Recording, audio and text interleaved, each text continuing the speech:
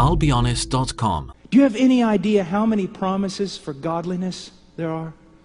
Do you have any idea how many promises where God says, I will let you see me?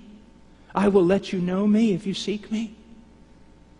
I would, not a wagering man, but I'd bet everything I have that there are more promises.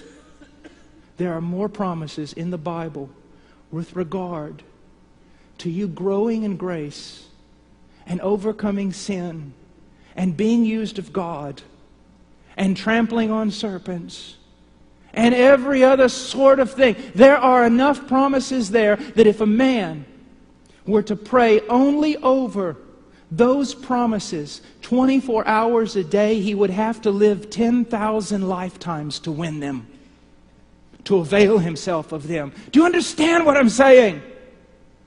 Take all the promises of God, all of them that you find, Old Testament, New Testament, write them down. The ones that talk about godliness and God being with you and God helping you and God strengthening the weak and God showing Himself to men and God doing mighty things. And you get down and you wrestle with them all the days of your life. And if you ask about those promises, you will receive. If you seek those promises, you will find. And if you knock on the door of those promises, it'll be open to you. But the problem is, we want other things than the promises.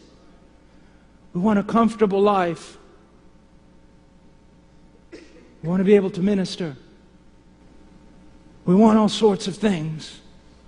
And God has other plans, higher plans, greater plans, to make you conform to the image of His Son. And then to use you as a treasure, as a focal point, as an illustration of just how good He is. To take you throughout all of eternity and lavish upon you greater and greater demonstrations of His goodness. He has such plans for you. You have such meager, pitiful plans for yourself.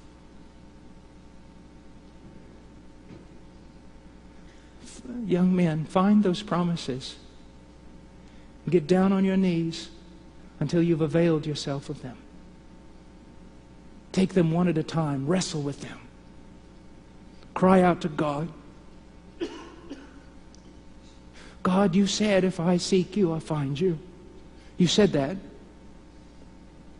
I seek you. I seek you. And persevere. Wrestle with a holy boldness. Such timid men. Such timid men.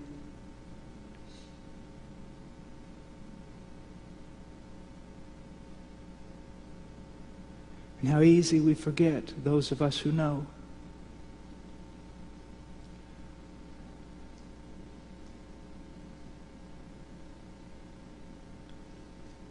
About 3 weeks ago, I'd been wrestling with something for many, many years.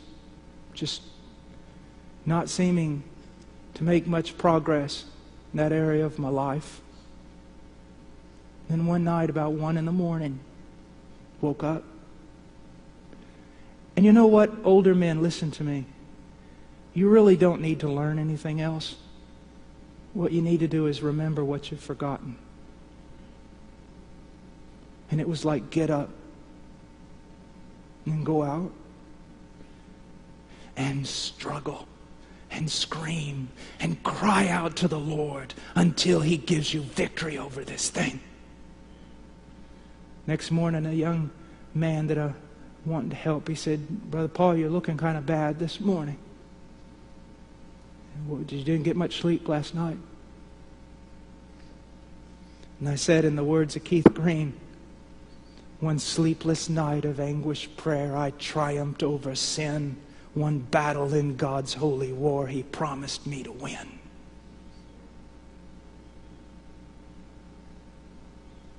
There's so many things that pick at you. Like those Canaanites in the land. Drive them out. Take God's promises and drive them out. Brother Paul, I have this one sin I can't overcome. Then fast and pray and drive it out. Grab a hold of grace. Avail yourself of promises. Be sick of the thing. The problem is, at first you're sick of the thing, and then you begin to be able to live with the thing, and then the thing becomes a part of your life. Young men, warriors, and radical Christians aren't those who listen to contemporary music and wear t-shirts with verses on the back. And it's not necessarily those who hit the streets going door to door.